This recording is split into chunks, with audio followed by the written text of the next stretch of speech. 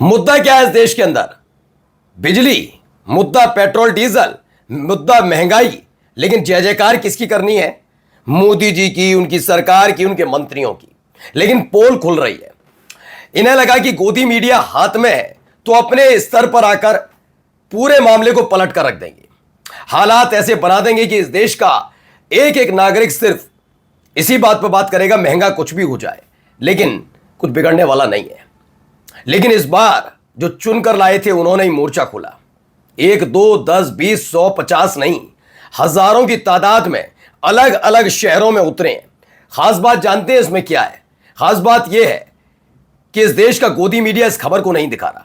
मुद्दा ऐसा है जो आपके परिवार से जुड़ा है, आपके बच्चों के भविष्य से जुड़ा है। लेकिन इस देश की सरकार में जो मंत्री हैं, मंत्री साहब सबसे ज्यादा विपक्ष को इसके लिए कोस रहे हैं, जबकि जिम्मेदार वो खुद है इसके लिए कि वो एक परीक्षा ढंग से नहीं करा पाते। एचआरडी मिनिस्टर के अंडर जितने भी विभाग आते हैं उनको संभाल नहीं पा रहे। लेकिन सवाल राहुल गांधी से पूछना है। देश की जनता को इन्होंने बेवकूफ समझा था। मैंने कहा आपने सिर्फ गुमराह कर सकते हैं। गुमराह, बड़े से बड़ा आदमी बुद्धिजीवी भी हो जाता है ना?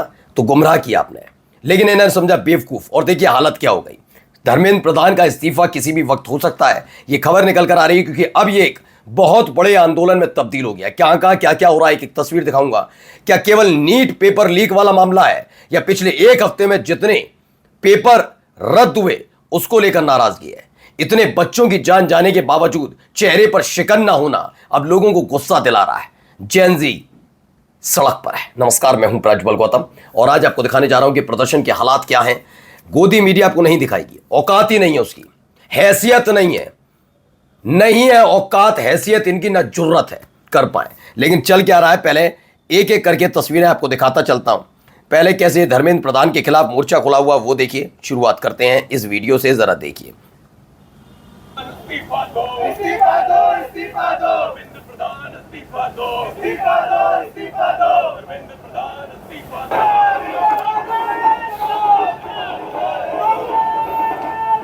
भारी तादाद में लोग जुटे हैं साथ में।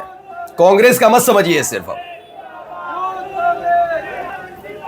धर्मेंद्र प्रधान का पुतला भी फूंका गया वहां पर।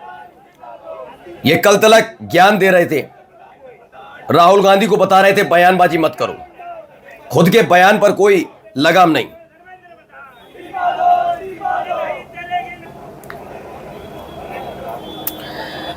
तो धर्मेंद्र प्रधान आए सामने, ऐसा नहीं है कि उसके बाद सामने नहीं आए। पिछली बार भी नीट वाला जो मामला हुआ था उसके बाद भी आए थे, तब मट्टी डाल दी थी, कोई दिक्कत नहीं। इस बार नहीं समझ लाई इनसे। धर्मेंद्र प्रधान ने, जिनको जिम्मेदारी थी, वो कह रहे हैं कि मतलब वो उनके मंत्रालय ने तय किया कि वायुसेना तय करेगी, वायुसेना लेकर आया करेगी। सोचिए, कभी देश के इतिहास में, हमारे सोचिए किस देश में ऐसा हुआ कि कोई परीक्षा कंडक्ट कराने की जिम्मेदारी आर्मी को दी जा रही है कि वायुसेना पेपर लाए, आर्मी परीक्षा कंडक्ट कराए। और अगर वो कर भी रही है, मानकर चलिए ये भी एक नई तब्दीली हो, कोई तब्दीली वाली बात है, तो फिर इन सब लोगों की जरूरत क्यों मैं अपने टैक्स, इस देश का टैक्स पेयर धर्मेंद्र प्रधान जैसे मंत्री पर पैसे खर्च करे, जब सारा काम सेना को ही करना है? क्यों इनके लंबे चौड़े काफिले का खर्चा इस देश की जनता उठाए? क्यों इनके आलीशान दफ्तर और घर का खर्चा उठाए? क्यों इनको हर महीने पगार मिलनी चाहिए?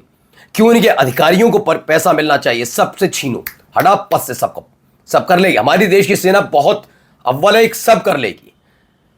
ये तुम करने दो तब ना, तुमसे काम नहीं होता, ठीकरा फोड़ते हो राहुल गांधी पर कि राहुल गांधी बयान दे रहे हैं तो इससे क्या हो रहा है ना, फ्रस्ट्रेट हो रहे हैं बच्चे। अरे तुम ढंग से काम करते तो राहुल गांधी बयान भी ना दे पाते, तुम कर ही नहीं पाते। पहले भी नीट में यही हुआ, इस बार नीट परीक्षा में यही हुआ।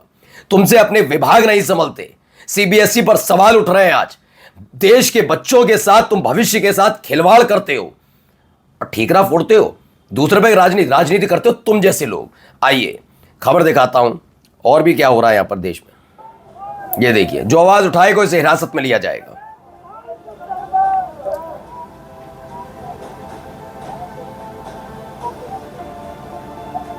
सरकार कह रही है कि इस देश का बेरोजगार, इस देश का चेंजी कॉकरोच है, तो मैं ये कॉकरोच की टी शर्ट पहन के आया हूं और कहता हूं कि आपके सिस्टम को ये नौजवान, ये चेंजी, ये युवा, ये छात्र ऐसे खा जाएगा जैसे दीमक खाती है लकड़ी। अब ये सीबीएस तो बिल्कुल इस पर सवाल है। कॉकरोच जनता पार्टी को आपने, जो वैसे भी आभासी पार्टी थी, आपसे ज्यादा उसके सब्सक्राइबर हो गए, आपसे ज्यादा उसके फॉलोअर हो गए, तो आप इतने बेचैन हो गए कि उसको भारत को अस्थिर करने की कोशिश है। मोदी सरकार अस्थिर होगी तो भारत हो जाए। अरे तुम जैसों की जरूरत नहीं है।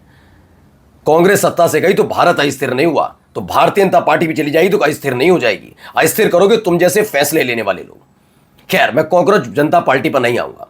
जनता नाराज है पहले से ही। आपने आपकी हरकतों की वजह से 2 महीने 10 दिन शांत रहते हैं मोदी चुनाव की वजह से, फिर एकदम दाम बढ़ते चले जाते हैं। शर्म नाम की चीज। और यह मत सोचिए कि जनता ने वहां तो जिताया, नहीं, चुनाव को माखौल बनाया इन लोगों ने, वरना एक कब से जड़ से उखाड़ के फेंक दिए जाएं। और अगले जो कहते हैं ना 50 साल तक रहेगी, 50 साल तक आएंगे भी नहीं। इन्होंने ये हद बना दी है।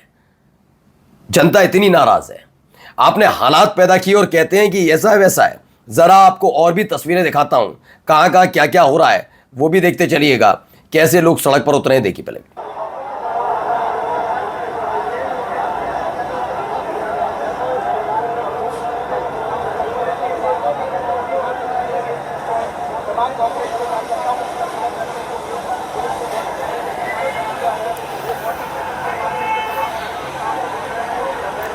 ये देखिए, पानी डालिए, कुछ भी करिए। भोपाल से निकली तस्वीर। इतना पैसा खर्च करूं इन सब चीजों में, लेकिन परीक्षा कंडक्ट सही से ना करा पाऊं।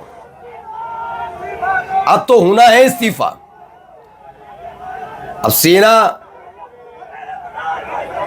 वायुसेना, इसका बात करते रहो, क्योंकि नीट पेपर लीक का मामला नहीं है। सीबीएसई में जो धांधली चल रही थी, एक ब्लैक लिस्टेड कंपनी को जो ठेका दिया गया, उस पर भी सवाल है। और ये सारे के सारे तमाशा खो रहे हैं, किसी को छोड़ने वाले नहीं है, यकीन मानकर चलिए। ये सारे के चूहे बना दिया गया।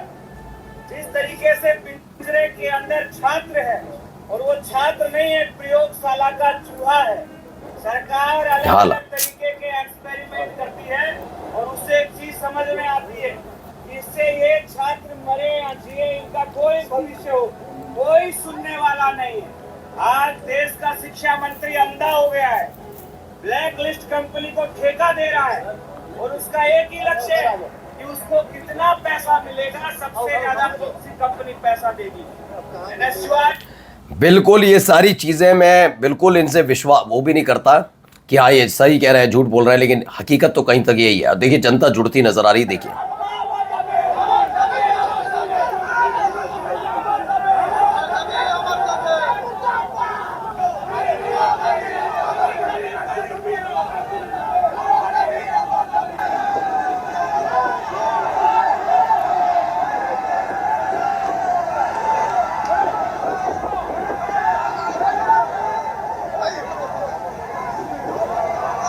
तो हालात वहां पर भी, ये देखिए उड़ीसा में भी कुछ ऐसे ही हालात हैं। उड़ीसा में नाराज हैं।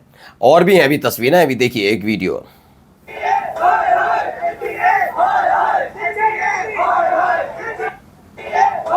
और भी देखिए।